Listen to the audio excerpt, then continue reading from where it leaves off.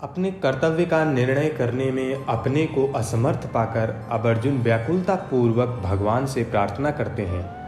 कार्पण्य दोषोपहत स्वभावः पृच्छामि त्वां धर्मसम्मूढचेता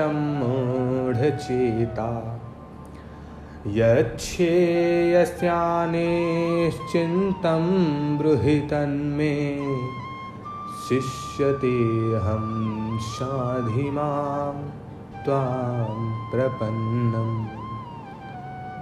यद्यपि अर्जुन अपने मन में युद्ध से सर्वथा निवृत्त होने को सर्वश्रेष्ठ नहीं मानते थे, तथापि पाप से बचने के लिए उनको युद्ध से उपराम होने के सिवाय दूसरा कोई उपाय भी नहीं दिखता था। इसलिए वे युद्ध से उपराम होना चाहते थे और उपराम होने के गुण ही मानते थे, कायरता रूप दोष नहीं। परंतु भगवान ने अर्जुन की इस उपवृत्ति को कायरता और हृदय की तुच्छ दुर्बलता कहा। तो भगवान के उन निस्संदिग्ध वचनों से अर्जुन को ऐसा विचार हुआ कि युद्ध से निवृत्त होना मेरे लिए उचित नहीं है। ये तो एक तरह ही का कायरता ही है, जो मेरे स्वभाव के बिल्कुल विरुद्ध है, क्योंकि मेरे छात्र स्वभाव में दीनता और पलायन ये दोनों ही नहीं है। इस तरह भगवान के द्वारा कथित कायरता रूप दोष को अपने में स्वीकार करते हुए अर्जुन भगवान से कहते हैं कि एक तो कायरता रूप दोष के कारण मेरा छात्र स्वभाव एक तरह से दब गया है, और दूसरी बात मैं अपनी बुद्धि से धर्म के विषय में कुछ निर्णय करवा रहा हूँ। मेरी बुद्धि में ऐसी मूर्खता छा गई है कि धर्म के विषय में मेरी बुद्धि कुछ भी काम नहीं कर रही है। तीसरे श्लोक में तो भगवान ने अर्जुन को स्पष्ट रूप से आज्ञा दे दी थी कि हृदय की तुच्छ दुर्बलता को, कायरता को छोड़कर युद्ध के लिए खड़े हो जाओ। इससे अर्जुन को कर्तव्य के विषय में कोई संदेह नहीं रहना चाहिए था। फिर भी संदेह रहने का कारण यह है कि एक तरफ तो युद्ध में कुटुंब का नाश करना, पूज्यनों को मारना अधर्म दिखता है, और दूसरी तरफ युद्ध करना क्षत्रिय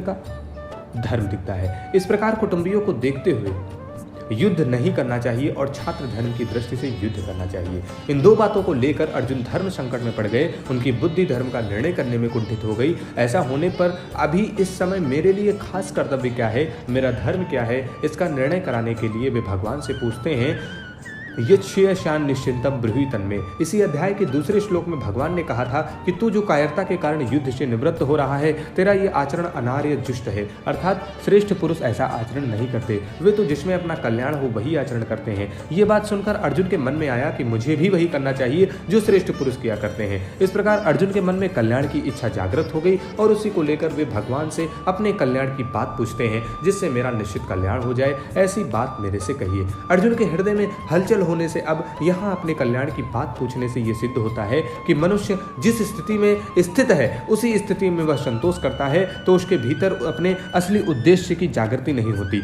वास्तविक उद्देश्य कल्याण की जागृति तभी होती है जब मनुष्य अपनी वर्तमान स्थिति से असंतुष्ट हो जाए, उस स्थिति में रह न सके। अपने कल्याण की बात पूछने पर अर्जुन के मन में यह भाव पैदा हुआ कि कल्याण की बात तो गुरु से पूछी जाती है, सारथी से नहीं पूछी जाती। इस बात को लेकर अर्जुन मन में जो रथीपन का भाव था, जिसके कारण वे भगवान को ये आज्ञा दे रहे थे कि हे च्युत, मेरे रथ को दोनों सेनाओं के बीच में खड़ा कीजिए, वो भाव मिट जाता है और अपने कल्याण की बात पूछने के लिए अर्जुन भगवान के शिष्य हो जाते हैं और कहते हैं, महाराज मैं आपका शिष्य हूँ, शिक्षा लेने का पात्र हूँ, आप मेरा कल्याण की बात कहिए। साधि मां त्वाम प्रपन्नम।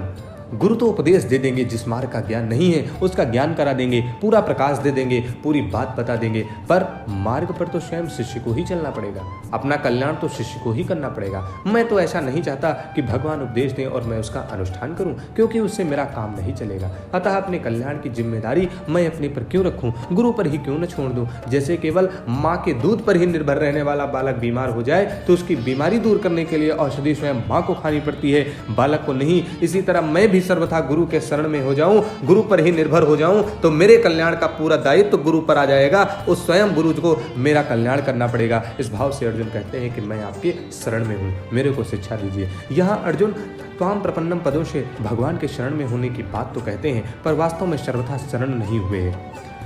अगर वे सर्वथा शरण हो जाते तो फिर उनके द्वारा साध मां मेरे को शिक्षा दीजिए ये कहना नहीं बनता, क्योंकि सर्वथा शरण होने पर शिष्य का अपना कोई कर्तव्य ही नहीं रहता। दूसरी बात आगे 9वें श्लोक में अर्जुन कहेंगे कि मैं युद्ध नहीं करूंगा। अर्जुन की वह बात भी शरणागत के विरुद्ध पड़ती है, कारण कि शरणागत होने के बाद मैं युद्ध करूंगा या नहीं करूंगा, क्या करूंगा और क्या नहीं करूंगा, ये बात रहती ही नहीं। उसको ये पता ही नहीं रहता कि शरण ने क्या कराएंगे और क्या नहीं कराएंगे। उसका तो यही भाव रहता है कि अब शरण ने जो कराएंगे वही करूंगा। अर्जुन की इस कमी को दूर करने के लिए ही चलकर भगवान को मामेकम शरण ब्रज, एक मेरी शरण में आजा, ऐसा कहना पड़ता है। फिर अर्जुन भी करिष्ये वचनम तो